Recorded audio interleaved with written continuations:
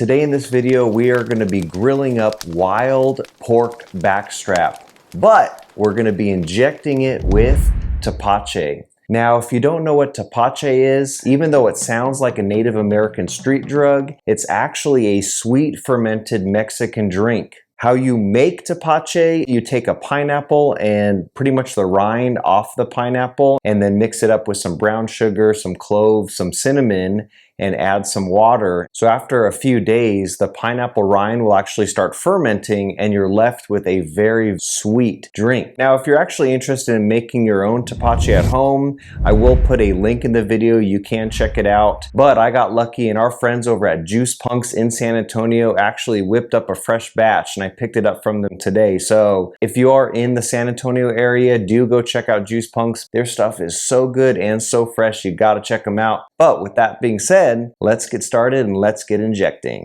So we got our Tepache. This injector is made by Spitjack. If something needs to get injected, I am using this. And it comes with just a bunch of different needles and whatnot. So I'm gonna take our Tepache, pour it in here. It's a very unique flavor, but it's very, very sweet, very, very refreshing. All right, this guy's ready to go. Now let's get out the wild pork backstrap. Boop. Right now what I'm doing is I'm just looking over and it looks like there's just a few pieces that I want to do some light trimming on, mainly just trimming off if there is hard fat. All right, we got her all trimmed up and now time to inject. Literally come in here.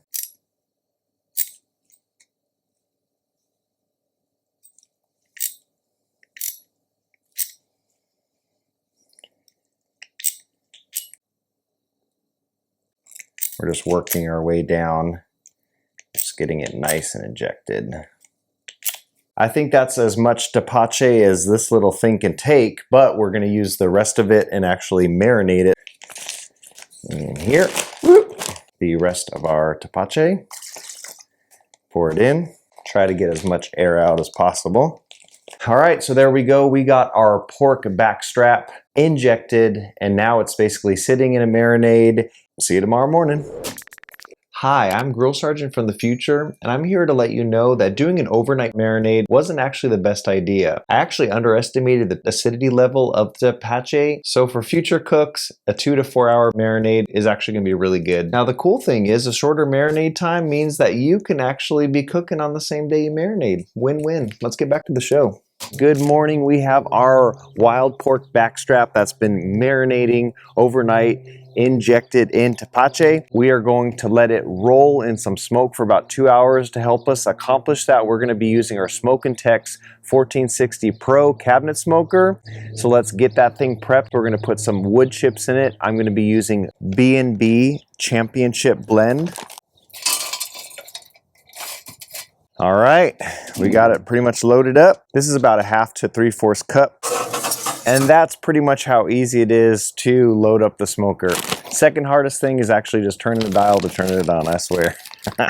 All right, now let us prep our pork tenderloin. Just gonna let the juices drain. Wiggle, wiggle, wiggle. Drop it down here. Now to make this a little bit easier to work with today, I'm actually gonna be cutting it in half. So just find where the center is and just one slice down there. Beautiful. We're gonna come in here.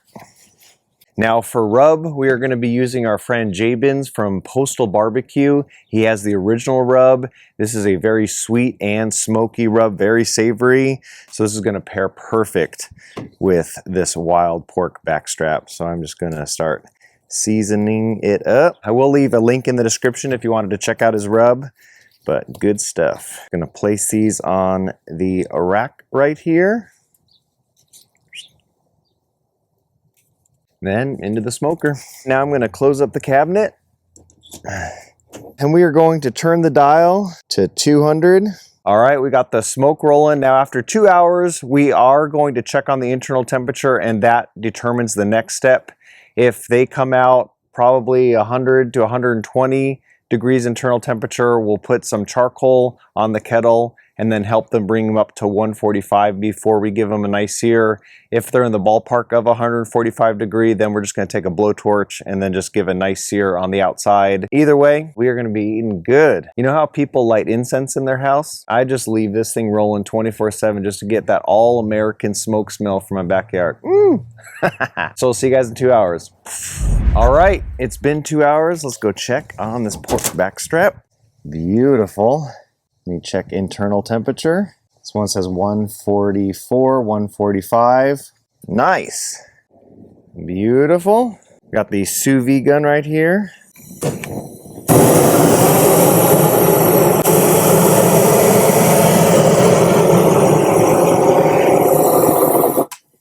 Really quick. All right.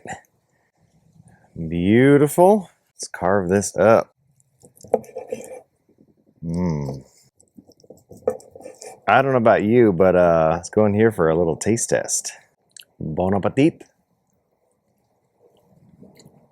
So the skin is out of this world, but then the inside meat, it's almost like it's too tender. You know what? This gives me an idea. I figure if it's gonna act like pulled pork, why are we trying to fight it? So I'm basically gonna shred this apart and we are gonna make a pulled pork Sammy. Got some bread.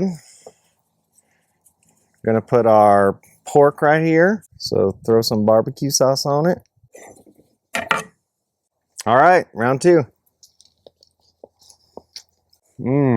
So much better. So much better. It's kind of funny. You're like, but I want it to be this one thing. Don't fight it, man. If it's going to be tender and fall apart, and this is way better. Wow. Definitely worth the try. Let me know in the comment section if we should do a video series on making Tepache. Other than that, this was fun. Girl Sergeant out.